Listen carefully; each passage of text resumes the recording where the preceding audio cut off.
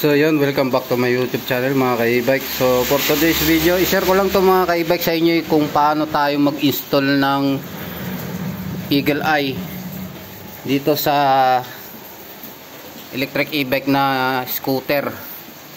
So ang nangyari kasi dito mga ka-e-bike, itong e-bike niya is pinagawa niya sa Taiwanese na naman. So Taiwanese na naman tayo, speaking Taiwanese. So nasunog yung pinaka niya, bumbilya. Ito siya. So papakita ko lang to sa inyo mga ka-e-bike. Ito yung nasunog. Ayan o. Nasunog na yung pinaka lagayan niya. Ayan. So ito yung kinabit ng Taiwanese. Ito ba yung kinabit niya? Yan yung kinabit. Kasi ang nito, ang ilaw nito hindi ganito eh. Okay. Parang lang siya eh, ordinary. Oh, ordinary. Ordinary lang no. Tulog. Ayan no. Ito yung ilaw niya. Yan. Ginalingan ng Taiwan eh. Tapos so ito yung in-install ko siya mga ka-e-bike. Ito yung in-install ko na headlight niya na Eagle Eye. So bali dalawa siya. Ang Eagle Eye na to is 12 volts to 84 volts. Ayan. Itong ilaw na to. So ito na. Binaklas ko na siya dito. Ito yung abang niya na wiring. Tapos yan. Ganito na siya. In-install ko na siya. So yan. So pinipihit lang itong mga ka-e-bike ito. Pipihitin lang yan, tapos yung ilaw ipapasok dito sa loob. Yan. Tapos ilalagay na tong pinaka cover nya, tapos yung plastic. Ito. Yan. So tingnan natin to mamaya mga ka-e-bike. Ang ganda nitong ilaw na to. Itong dalawa na to mamaya. So yan. I-ano ko muna to. Ayusin ko muna, tapos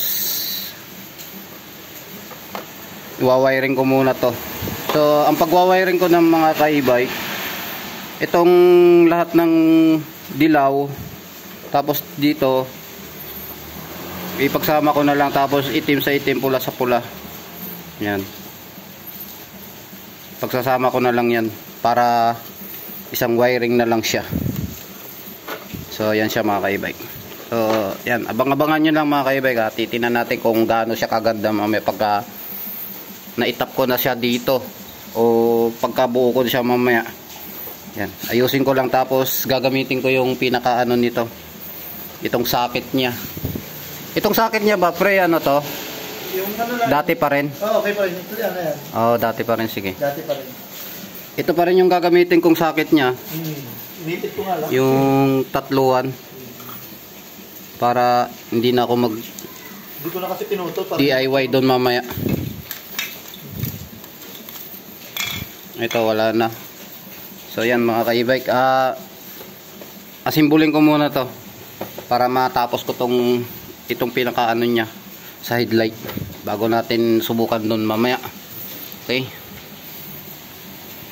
So yan na mga ka-e-bike. Na-tap ko na yung pinaka headlight niya. So ito siya. So ang ginawa ko dito pala, may dinikit ako dito, stick glue, para hindi siya mabaklas din. Nilagyan ko rin ng stick glue nya dito sa side nya. So bali ito na yung dalawang Eagle Eye. Yung socket mga ka-e-bike, hindi ko na siya ginamit. Ito na yung stock nya na socket, dahil napansin ko kanina medyo ito may dugtong. So pinalitan ko siya ng ibang socket. Ito na yung socket na nilagay ko. So ayan, ito yung pag-wiring ko. Yung dalawang negative sinama ko, positive, tapos yung sa high and low nya. Ito. Ayan siya. Ganyan ang forma nya. So kung napapansin nyo, medyo tabingi siya, gawa ng sinentro ko doon sa pinakaharap yung pinaka ilaw nya.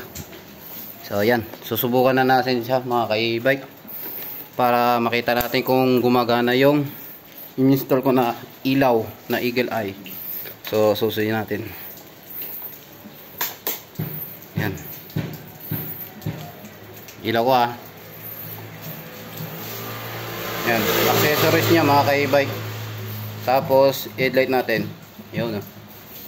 So ayun siya. So hindi nyo masyadong makikita yung pinaka nandun niya sa gilid dahil malakas yung ilaw. Try ulit natin siya. Ayan, naka-high siya. Naka-low. Nagbi-blink. Yun, nagbi-blink. Naka-low. Blink. Naka-high. So, ayan. Siya mga e-bike. Okay, ganda ng ilaw. So, ito yung may-ari. Si boss. Ayan yung may-ari ng e-bike na to, na scooter. Na nabudol ng Chekwa. So yan na mga ka-e-bike. At tapos na yung headlight ni boss na pinagawa sa akin. So nakaraan linggo pa sana itong gagawin, kaso marami din akong gawa sa labas, kaya hindi ko matapos-tapos to. Saka yung in-order ko kasing ilaw na to, matagal pa siyang dumating, yung pinaka Eagle Eye. Kaya yun, hindi ko magawa-gawa siya. So ngayon nagawa ko na siya. So napakaganda pala ng resulta dito, yung ilaw nito. Bagay na bagay sa e-bike ni boss. Nakapit ko na to yung pinaka kaha niya dito, yung flarings niya. So yan mga ka-e-bike, tapos na. Tapos ang lakas pa ng ulan. Ayan. So yan, okay na siya. Andun na yung ilaw niya sa loob, yung dalawang Eagle Eye. Okay na. Tapos na-ilock ko na rin to. Lahat ng mga lalagyan ng tornilyo, na lagyan ko na siya ng tornilyo pati dito. Yan. Pina-check ko na rin kung may kulang pa ba yung tornilyo para malagyan ng tornilyo. So okay na siya. Try natin siyang ignition. Yan. Tapos buhayin natin yung ilaw. Yan.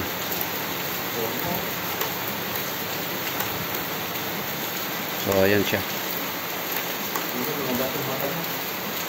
Yun.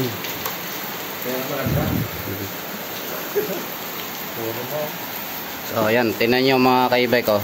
Ito yung pinaka ano nyo, maporma siya oh. Yung ilaw niya na Eagle Eye. Tapos i-high natin. Ayan, yung ilaw niya. Ayan. Tapos may blink siya. Ayan o. So ipipindutin lang yan dito. Ayan. Ayan, para lumabas yung pinaka ano niya, yung blinker niya. Tapos yung sa accessories lang ito. Wow, ganda, bota. Ano masabi, boss? Ganda. Bagay na bagay nga sa ano niya, sa e-bike. 5 buwan bago nagkailaw. Pero ang ano, pre, ang wiring ko, wala namang problema yun. Kumbaga ito kasi, ito, pre, dapat naka-high yan, di ba? Ang problema lang yung ano niya sa accessories lang, pero wala namang problema yan. Pagka once na gusto mong yan lang ang gagamitin mo, i-high mo lang siya.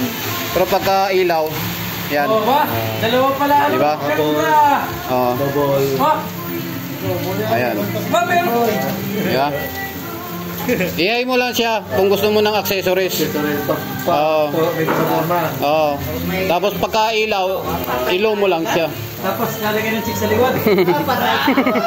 E-bike lang yan. Yan, okay na. Pwede naman sunod to sa ano yan, sa loob. Badawin. Ibang lugar daw pupuntahan. Ay, ako! Sino umuwi, boy? Maulan. Maulan na nga. Bagay nga. Bagay nga. Saka ang ano doon, saktong-sakto lang sa ano niya. Tapos yung kulay niya, brown. Sakto lang. Hindi ka naman maano nadadali ng pulis dito. Wala yan. Dadali ang Hindi, ibig. e-bike yun eh. Wala yan, wala. Motor bawal yan. Motor, bawal yan eh. Wala naman yan. Yung motor, isa lang ang kulay. Why? Okay lang naman yan. Pag yan, wala yan. Wala. Ganun. Kaya pala dito paganda ng e-bike. Kaya dito pa Wala. Kasi hindi naman nire-restore yung ibang e-bike. No? Dapat yung isa sana yung ordering ko. Ang problema doon, baka mamaya malaki siya, hindi ko masya sa ano, ang iniisip ko, baka hindi ko masya dito sa loob. Kaya buti na lang, ito, saktong-sakto lang yung ano ko. Saktong-sakto lang. Oh, yan. Pwede ko naman tanggalin yan, pero pangit kasi pag tinanggal. Gumanda na eh. Kaya nga, okay, mas okay to. Kaysa sa ano. Ang forma nito mga ka-e-bike, oh. Ayan, oh.